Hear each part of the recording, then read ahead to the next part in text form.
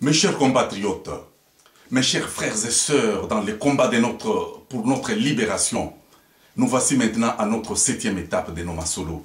Je tiens sincèrement à vous remercier pour l'accueil du mercredi 8 décembre 2010, un accueil délirant, l'accueil qui a été réservé à notre leader Etienne Tshisekedi Omulumba.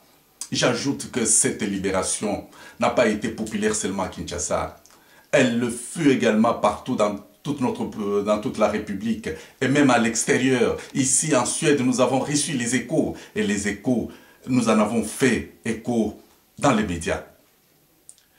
Mes chers compatriotes, une fois de plus, mes sincères félicitations. Félicitations à Arsène Kabongo, le président de l'UDPS, Kimbaseke. Votre accueil spontané a été de grande valeur.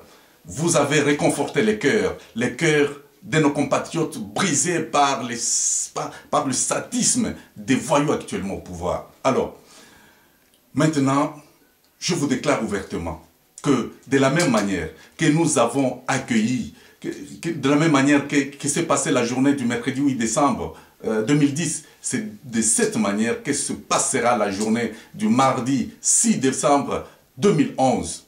Une journée qui connaîtra la sortie dans la rue de tous nos compatriotes au cri de libération, libération, libération. Alors, président Kabongo, Kimbaseke, attend bien cette journée. Permettez-moi de ne pas anticiper les choses. Aujourd'hui, nous parlons d'une chose très très importante. Vous devez comprendre les stratégies que les ennemis emploient pour surcharger notre leader Etienne Tshisekedi. Nous sommes là pour ne pas le surcharger. Donc, dans la guerre, Tshisekedi étant la dernière cartouche, le B-52, comme vous l'avez dit, on emploie la dernière cartouche, le B-52, qui est dans le combat ultime. Donc, vous comprenez pourquoi nous ne devons pas le surcharger. Autant que, maintenant, je voudrais rectifier un certain piège qui est en train d'être fomenté par les ennemis. Il s'agit de l'usage du terme alliance et bipolarité de la scène politique. Et ces termes sont utilisés abusivement par les ennemis. Les ennemis utilisent ces termes-là. Alors, nous devons savoir que le retour d'Etienne Tshisekedi à Kinshasa, Etienne Tshisekedi n'a jamais utilisé ce terme alliance ni bipolarité dans la scène politique. Etienne Tshisekedi a tendu tout simplement la main à tous les compatriotes pour construire le pays. Nous devons être très précis là-dessus. Nous ne devons pas confondre les choses. Alors, tendre la main à nos compatriotes ne veut pas dire, n'est pas synonyme d'alliance.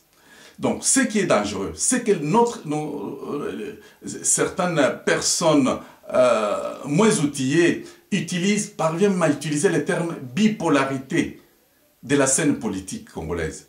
Est-ce qu'il y a bipolarité dans notre pays? Il n'y a pas la bipolarité. Bipolarité signifie deux pôles. Bon, s'il y a deux pôles, c'est-à-dire il y a l'opposition et le pouvoir. Est-ce que dans notre pays, il y a un pouvoir? Est-ce que dans notre pays, il y a une opposition qu'on appelle constitutionnelle, tout ça?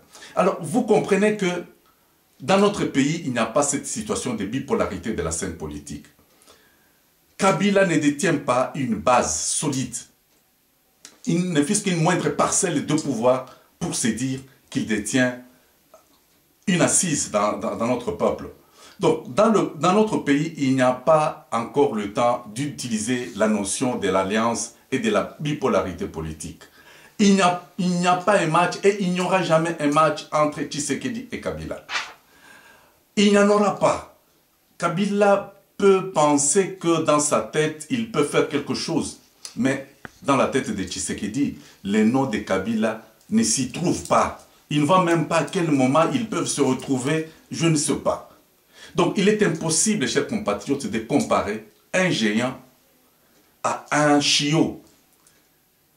Vous ne pouvez pas comparer Tshisekedi à Kabila, Kabila qui est un assassin, qui est un bandit, et l'opposé à Tshisekedi. Donc il n'y a pas de comparaison. Et il n'y en aura pas. Ils sont diamétralement opposés, ces deux personnes. à tous les niveaux, sur le plan des formations académiques, sur le plan expérience politique dans le pays, sur le plan de la connaissance profonde du pays. Il y a une différence. Sur le plan de la maîtrise des problèmes sociaux de notre peuple, il y a une différence. La capacité technique, managériale de gérer pour la gestion de ce pays. Il n'y a pas à comparer. Une compétence honorable et irréprochable dans le concert des nations. Mais imaginez-vous Tshisekedi à côté de Bush, ce qu'il peut dire à côté de Obama. Vous savez ce qu'il peut lui dire et ce que Kabila peut lui dire. Mais, mes chers amis, il ne faut même pas comparer les choses. Donc il n'y a pas la bipolarité sur notre scène politique. Comment est-il possible de comparer Tshisekedi à un individu qui n'a jamais connu et qui ne connaît pas comment on peut préparer un travail de fin d'études? Un individu nul. Un individu qui n'est même pas encore passé au grade d'adjudant, capitaine, mais un individu qui s'est retrouvé général d'armée, sans avoir été dans une académie militaire. Non, cette histoire-là de Chine, c'est la bêtise. Mais pourquoi certains généraux, non-généraux qui étaient dans de vraies académies sont en train de s'agenouiller? Ils s'agenouillent devant un chiot là. Quelle honte pour nous intellectuels. Quelle honte. Mais comment est-il possible de comparer Tshisekedi à un chiot comme celui-là? C'est comme si vous comparez le jour et la nuit. Vous êtes en train de comparer le meilleur et le mauvais, le pire. Vous comparez le juste et l'injuste. Vous comparez le mouton et le bouc. Ça ne se compare pas. Donc, j'invite les journalistes à ne pas utiliser les termes alliance ni bipolarité politique dans notre pays. Ça fait notre honte. Et vous comprenez pourquoi je suis en train de le dire. Tshisekedi n'est pas allé à Kinshasa pour donner une occasion en or à certains chiots envie de faire leur publicité gratuite. Tshisekedi ne peut jamais se rabaisser jusqu'à se mettre sur une table pour discuter politique avec des chiots, des assassins. Mais c'est impossible. Ça ne se fera jamais. La mission de Tshisekedi à Kinshasa est de rassembler tous les compatriotes en vue d'aplanir le chemin qui nous conduira dans la Troisième République. C'est ça le but. Tshisekedi se voudrait de mettre en place un ordre constitutionnel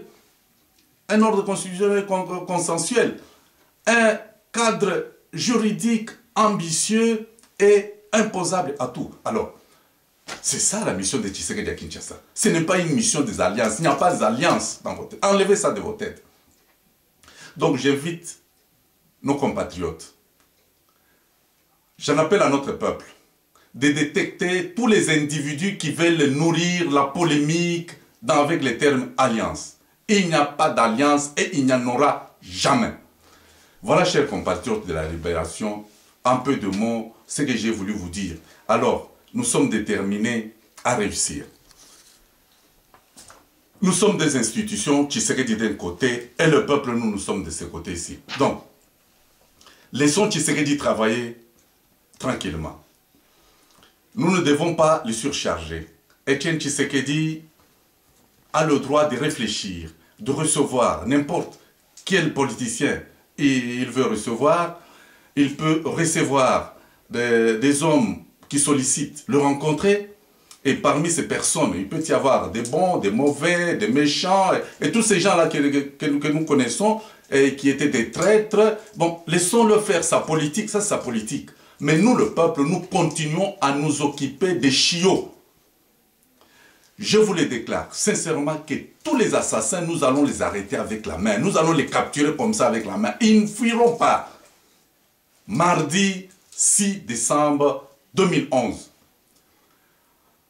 Nous nous moquons de la mise en place de la CENI ou de l'organisation des élections. Nous n'avons pas besoin des élections pour arracher le pouvoir des mains des bandits. Je vous le dis, nous nous comprenons bien. Organisons-nous et évoluons. Voici, chers compatriotes, ce que j'ai à vous dire aujourd'hui. tenons fort et nous vaincrons.